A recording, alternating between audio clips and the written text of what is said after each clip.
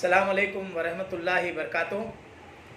दोस्तों, मैं आज जिस मौजू पर आपसे गुफ्तगू करना चाहता हूँ वो मौजू है 2020 में आने वाले असम्बली इंतखाबात बिहार के।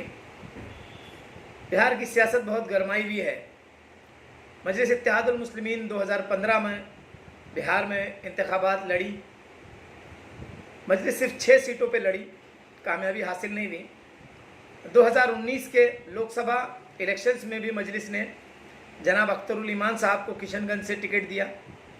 अल्हम्दुलिल्लाह, अल्लाह का एहसान रहा कि जनाब अख्तरुल ईमान साहब बेबाकी से लड़े और तकरीबन 3 लाख से ज़ायद वोट हासिल किया। अल्लाह ने जीत नहीं रखी थी, जो फैसले हैं अल्लाह की तरफ से होते हैं, लेकिन अल्हम्दुलिल्लाह उनका एक बेहतरीन परफॉर्मेंस रहा।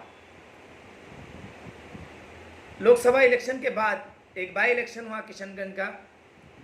अल्लाह का फजल है, मजलिस का खाता खुला और मजलिस इत्तेहादुल मुस्लिमीन ने बाई इलेक्शन में किशनगंज में अपना झंडा गाड़ा और जनाब कमरुल हुदा साहब MLA बने। अब ये 2020 का जो इलेक्शन है ये बहुत अहम है, क्योंकि जो देश के हालात हैं, चाहे वो कांग्रेस RJD हों या फिर BJP और JDU हों, इन दोनों ने मिलकर 15 साल राज किया और सीमांचल की खासकर हालत इतनी खस्ता है। मैं खुद जुलाई में 10 दिन के दौरे पे गया था, उसके बाद मैं अगस्त में गया और मैंने जब हलके का जायज़ा लिया तो वहाँ के हालात ऐसे थे कि नदी का कटाव बहुत था, कहीं पुल नहीं थे, बांस के बने हुए पुल थे। मतलब जो बुनियादी सुविधाएं हैं, स्कूल्स, हॉस्पिटल्स, ये सारी चीज़ों की दिक्कतें वहाँ हैं और ये मुस्लिम अक्सरियत वाला इलाका है। अब मजलिस इत्तेहादुल मुस्लिमीन का लेकिन लोग वहाँ दिल से मजलिस इत्तेहादुल मुस्लिमीन को चाह रहे हैं। जो अवामुन नास है उसकी ज़ुबान पर बस एक ही चीज़ है कि हम अपने भाई ओवैसी को वोट देंगे, पतंग को वोट देंगे। अब जो ये आवाम का समीकरण देखते हुए, आवाम का हालात देखते हुए, उनकी दिल की चाहत देखते हुए और मजलिस की बढ़ोतरी को देखते हुए हर एक सीट पर तकरीबन 7, 8, 10, 11 कैंडिडेट, कहीं 18 कैंडिडेट भी कुछ सीटों पे आए। तो मेरी एक रिक्वेस्ट है उन कैंडिडेट भाइयों से भी कि जमात टिकट तो सिर्फ एक को ही देगी और आप जमात के वफादार रहिए, इंशाअल्लाह ताला कामयाबी हासिल होगी। अब 17 टिकट तो जमात नहीं दे सकती, जमात किसी ना एक को ही चुनेगी। तो जो जमात का फैसला आएगा उस पर सब कोई लब्बैक करिए और ख़ासकर कार्यकर्ताओं से भी कि जिसको भी जमात फैसला करे सोशल मीडिया पर ना उसका इख्तलाफ करें, ना कुछ करें। आपको ऐसा लगेगा कि शायद वो बेहतर ना हो, लेकिन वक्त जाने के बाद आपको समझ में आएगा कि जमात जो फैसला करती है वो बेहतरी के लिए करती है। अब मामलात ये हैं बिहार में कि जो BJP है वो इलेक्शन लड़ रही है और सीमांचल पर BJP के जो छोटे मोदी हैं, नीतीश कुमार साहब, उनकी जो नाजायज़ औलादे हैं वो भी इलेक्शन लड़ रहे हैं, JDU जो उनकी पार्टी है। अब सीमांचल में जब नीतीश कुमार इससे पहले 2015 में इलेक्शन लड़े थे तो BJP के मुखालिफ में महागठबंधन बनाकर धोखा देते हुए इलेक्शन लड़े। लेकिन मुझे तो शर्म आती है, और लेकिन उन नेताओं को नहीं आती जो उस वक्त JDU से इलेक्शन जीते थे, जैसे नौशाद आलम ठाकुरगंज से या मास्टर मुजाहिद कोचा धामन से। इनको इतनी भी शर्म नहीं थी कि जब उसने RJD को छोड़कर BJP में शामिल हुआ तो ये लोग इस्तीफ़ा दे देते, अपनी कौम के आगे आज ये मुंह दिखाने लायक होते।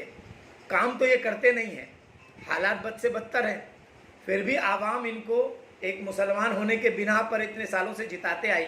लेकिन जब वक्त आया कि मुसलमानों के लिए खड़े हों तो इन्होंने पीठ में छुरा भोंक कर जाकर सत्ता की चाबी ले ली। और आज ये अब किस मुंह से वोट मांगने आएंगे? 2015 में तो ये वोट मांगने आए थे कि BJP को हराना है, महागठबंधन को वोट दीजिए, लेकिन आज तो उस BJP के साथ ही ये लड़ रहे हैं JDU के लोग, तो किस बिना पर वोट मांगने आएंगे? और इनका क्या किया हुआ है काम? क्या ठाकुरगंज में स्कूल अस्पताल हैं, कोचाधामन में है, क्या बहादुरगंज में है? 4 बार के MLA हैं तौसीफ साहब, क्या वहाँ फैसिलिटीज़ हैं? क्या अररिया में है? आप जायज़ा लीजिए। आप लोगों ने उन 24 सीटों में जो सीमांचल की हैं क्या हाल अवामुन्नास का किया है। आज लॉकडाउन का जब वक्त था तो आप लोग फ़ोन नहीं उठाते थे, आपको तकलीफ़ें कोई बताए तो जावेद साहब कहते थे इडियट। वाहिद एक जमात और आपका भाई खड़ा था बैरिस्टर असदुद्दीन ओवैसी और मजलिस इत्तेहादुल मुस्लिमीन कि हर एक शहर में, चाहे बम्बई हो, दिल्ली हो, हैदराबाद हो या केरला हो, हिमाचल हो, हर एक शहर में जमात के लोगों ने मदद पहुंचाई, किराया दिया लोगों को टिकट का, खाने के लिए राशन दिया, हत्ता कि बिहार के अंदर भी गांव पहुंचने के बाद भी राशन दिया। तो ये जमात का काम है। आज नदी कटाव हो रहा है, उसके लिए कोई काम करना नहीं चाहता, सिर्फ जमात के लोग जा रहे हैं। तो आवाम ने तो मन बनाया है और मुझे ये उम्मीद है कि मजलिस इत्तेहादुल मुस्लिमीन आने वाले बिहार के इलेक्शन में कामयाबी हासिल करेगी। अब आते हैं कांग्रेस और आरजेडी के खिलाफ। ये जो ठग बंधन है, ये पहले आप ठग ही चुके हैं आरजेडी और जेडीयू के उसमें, अब आरजेडी कांग्रेस है। कांग्रेस के नेताओं की क्या क्रेडिबिलिटी है ये आप महाराष्ट्र में देख चुके हैं या दीगर जगह देख चुके हैं, मध्य प्रदेश में देख चुके हैं, कर्नाटका में देख चुके हैं कि इनके एमएलए कुछ वजूद बनाने के लिए बिक जाते हैं और बीजेपी की सरकार बनाते हैं।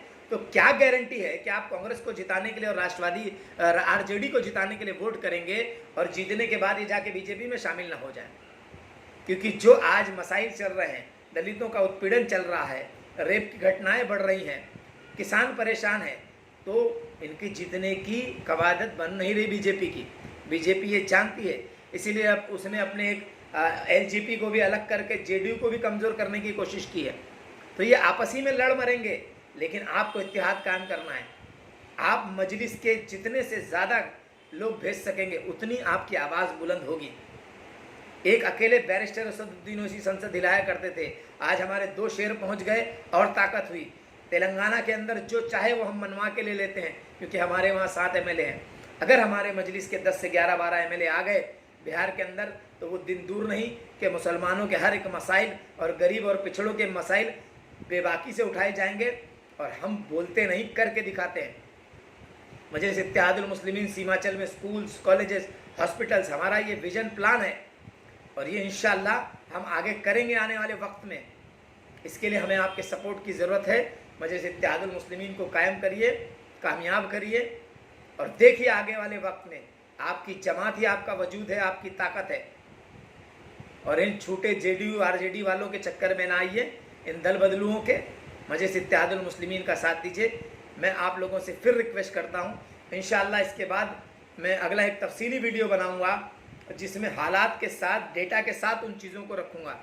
अमूमन वो वीडियो थोड़ा लंबा हो जाएगा, इसलिए मैंने अभी शॉर्ट कर दिया है।